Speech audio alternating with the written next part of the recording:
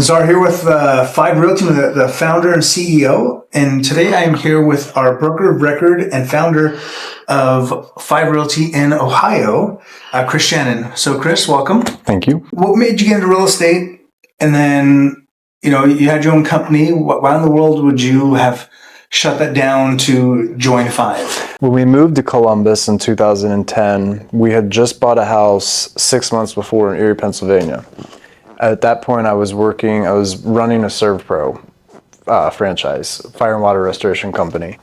And that place was filled with nepotism.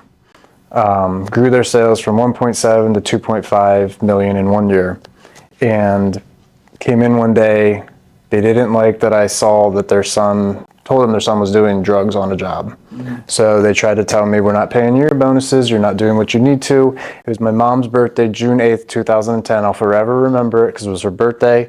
She said, well, what are you doing today? I was like, well, I just left my job. And Sarah and I were supposed to get married a month and a half later. Wow.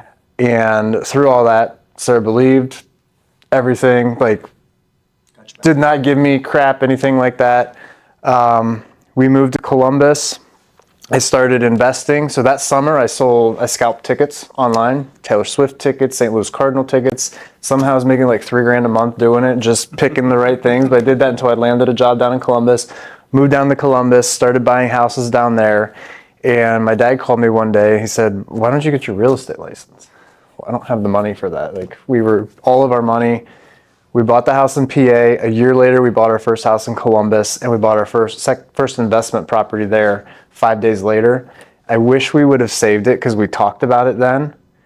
After we closed on both of those houses, we had $4.82 in our bank account.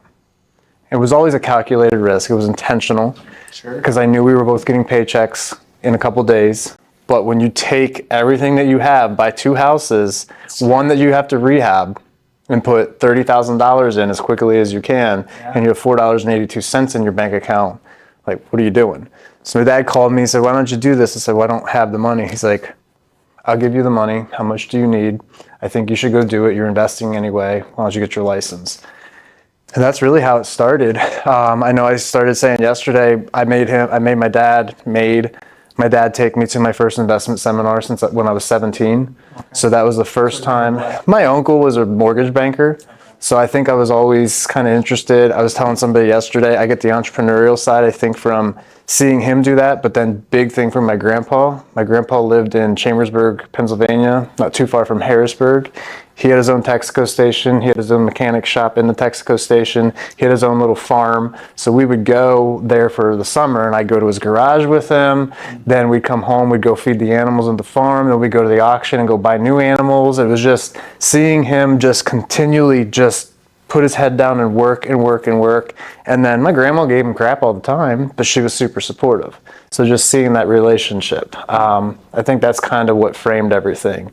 And getting into real estate, I think that's how I've been successful, is the people in my life. My dad has a massive work ethic. He will outwork anybody. That's why he's been so successful. My grandpa the same way, my mom the same way. So that all kind of goes into kind of where we're at now, where, we started back in 2012, and we make what we made in a year and a month now, because of everything that we've done and how we've built and all that kind of stuff. So it's a long story. It's a fun story. It's been a fun ride. I got my license not ever expecting that retail would take off. Retail took off for me. I think you may have heard me say last night, when I first started, we owned a gym that we were running. Mm-hmm. I was doing real estate, and I was working at the casino. So the first year of real estate, I was sleeping for 2 hours a night. I was getting up at 2:30 to be at the casino at 3:30. I was working till noon, coming home doing some real estate work, then going to the gym, teaching classes, then coming home and doing more real estate work until about 10 or 11 each night. Did that for a year until I was finally able to not do that anymore. How did you make the transition to Five? Why did you make the transition to Five? And then what advice would you give to people that are looking at possibly doing the same? Yeah, so I think that all started back in 2017 or 2018. I was supposed to buy my RE/MAX office. we went through the whole process. They ended up selling to somebody else. Being a realtor was never on my bingo card. Being a broker was absolutely never on my bingo card. Like, I left management so I didn't have to ever be back in management. And where am I at? Back in a form of management, right? With a team and a brokerage, all that kind of stuff. So I think that's kind of where the flip switched a little bit. Is my mindset was always, I'm just going to keep my head down, sell houses. When I was going to buy the Remax, had to start thinking differently about being a business owner. Not that we weren't business owners back then, but it's a different type. Yeah. My broker at that Remax told me something that has stuck with me forever, and I tell my agents all the time because I want them to understand this. Your broker needs you more than you need them as an agent. So we started reframing when we started looking at this. So I did a complete rebrand because I was going to open my own brokerage at that point. This ended up not doing it, but did a rebrand for the Shannon Group and all that. And that's kind of where TSG came from. The Shannon Group, TSG. We had the group, the team stuff, then we had the brokerage stuff. So when the Remax thing didn't work out, I stayed for another few months. I just couldn't continue to walk in there because I knew I should have owned it. I went to a local boutique brokerage. So now I had the big national experience. And then again, back to intentionality, I wanted the local boutique brokerage. So I knew I had both aspects of it. So I stayed there, and from the day one, I sat with that broker and I said, look, I'm going to open my own brokerage. This is where my head's at. But I want to see what you do and how you do it because I've already been with Remax. Now I want to see how you do it so that I know what I would be getting into. Yeah.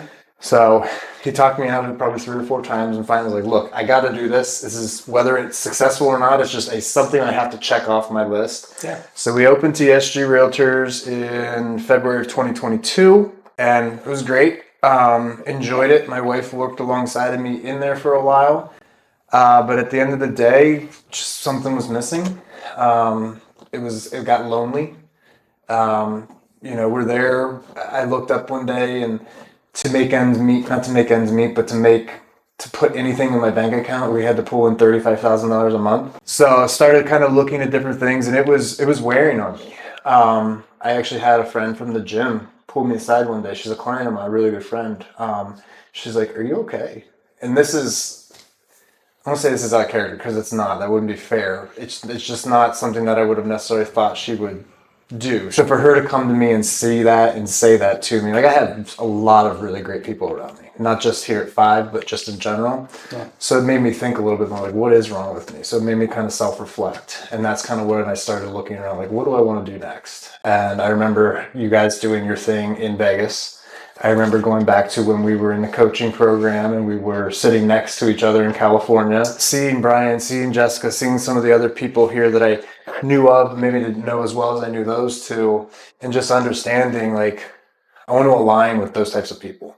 I want to align with those people that I know are successful, that can be successful with me, that will help me be successful. And the biggest thing that I keep saying while we've been doing all of this over the last 2 years is I want to be in bigger rooms to have bigger conversations so we can have bigger results. And say that again. I want to be in bigger rooms so I can have bigger conversations so I can have bigger results. Yeah. I don't want to play small. I've never wanted to play small. And, I think it's interesting, like, I bet you people would argue, that those that own their own brokerages, right, that, no, this is my thing. Mm-hmm. I'm not going to give this up. Why would I give it up? I want to build this on my own. And you're a smart guy, and you've accomplished a lot in a very short amount of time. And for you to be able to make, see that, say, hey, look, yeah, I can continue to do my own thing. That's great. But I want bigger. It was hard because friends, family, Sarah, like, why would you do all of this and then just give it up? Yeah. Looking back now, it's a very simple answer. Then it was like, I don't know, scary. Like, what am I, not necessarily scary, because at the end of the day, if it didn't work, just go refile the paperwork, open TSG back. So there was really there was no risk at the end of the day, really.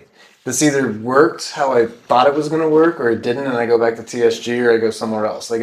That's the thing. There was no real risk other than maybe shutting shop down, my personal shop down, for 6 to 12 months to see where this was going to go. Yeah. But it was interesting because you did get those questions like, well, you've done all this to do all this and and probably the hardest thing for me is I had always been taught, if you can do it on your own, do it on your own. Mm-hmm. Don't bring other people in because it gets messy. And I lived that. Yeah. I had a friend from high school that we invested together, and we kind of had a falling out. We didn't talk for a little bit. We're nowhere near as close as we ever were. He's out in Charlotte doing awesome things out there. So I message him every now and then when he posts congratulations. We don't have the relationship we did. So that was kind of ingrained in me because I've been told that. Yeah. Then I had it happen. So going into business with people that I knew, it's a scary thing, especially when they're all over the country. You don't really know, like, what I think I've learned over these last few years is you know people, but you don't really know people until you get into business with them. Yeah. And then it really starts to shed some light on some stuff. It's not always good, unfortunately. It's hard. Yeah. Because everybody has their own ideas. Because we're all successful. We all want to do it our way. So it's hard to kind of, so you're going to butt heads. But what's the plus of that, though? It makes you grow. Yeah. People push you. Yeah. We got that one big guy that pushes us all, right? Mm-hmm. But we're there to push him as well. So he doesn't like that. No, but it's all right. It has been amazing and a lot of fun. And what's exciting to me is what we're building here is not a quick flip paycheck in essence, right? It's the long buy and hold strategy from the perspective of like, this isn't a quick, I'm going to make $1 million tomorrow, but it's setting up a foundation, setting up the groundwork for something that is so much more scalable than selling another house. Yep. Because we can do that. We have to do that, right? We do that, and we have those relationships that we can then bank on each other and help each other get accounts and help each other grow so that we can all grow together. Right. So I love that. Any advice you give to an independent broker owner that's like, I don't know, they're on the fence? What would you tell them? Probably every one of our state founders had their own brokerage, right? Yeah. So the advice would be reach out to the person in your state that founded the state, reach out to somebody that you see, that you respect, and talk to them about their experience at Five and what it's been like. Like we always say, it's not all pony farts and unicorns. Like there's some rough stuff that we deal with because we're growing. Yeah. Growth is not easy. But at the end of the day, I can walk into a room of 5 agents and I know every single one of those people have my back. And that's the magic that we have right now. Yeah. And just don't be scared. If you're lonely and you're not feeling it, you don't even have to necessarily jump over to Five to have these conversations for us to support you. We're doing that all around the country. We're doing that. We had so many people here in Ohio that aren't with Five. We're doing real estate rendezvous with people that aren't with Five because we're the mindset of collaboration, not competition. And abundance, right? Yes. There's enough business for everybody. We had the #1 listing agent in Columbus come here and present on AI. Mm-hmm. Who else would do that? Yeah. We're not scared of that. I want that. I want that because it's showing me how to be better. It's showing him that I care and that I want to help him build what he wants to build. Yeah. And maybe one day he comes over to Five. I don't know. But that's not the prerogative right now. Yeah. The prerogative is to collaborate and make us better because what he's imparting on us, he's also imparting on our agents, which is making our agents better. And at the end of the day, that's all it's about. Yeah, that's our goal, is to be the highest per agent productivity brokerage that's out there. Right. And the only way we do that is by educating, by helping, supporting, so no one has to reinvent the wheel. We could all do it together. We could be better, bigger, and even though independently in our own specific areas, we still have that mom and pop feel. Yeah. We haven't lost that brand and that what people know, but then on the back end, we get to connect into a network that gives us that power to be able to scale at a massive level that we can on our own. Right. So, well, Kris, thank you so much for being here today and sharing all your knowledge and a little bit about you. I think that's awesome. If anyone wants to connect with Kris, please do so. He's a wealth of knowledge and he's just a genuine nice guy. I mean, he likes to be called a kid. Don't like it, but you like being a kid. He wears the kid shoes, and it's it's just how it is. And it's my true self. Authenticity. Genuinely, I am a giant child. When I don't know you, I button up. I watch. I like to watch who to pour into, who to talk to, who's worth my time. Because I don't want surface relationships. I want deep relationships. 100%. I did that for 40 years of my life, and I've realized that life's too short for superficial. What's the point? Yeah. Okay. You either like me or you don't. That's it. It's not my problem if you don't. That's it. Exactly. Okay, Kris, thank you so much, man. Absolutely. Okay.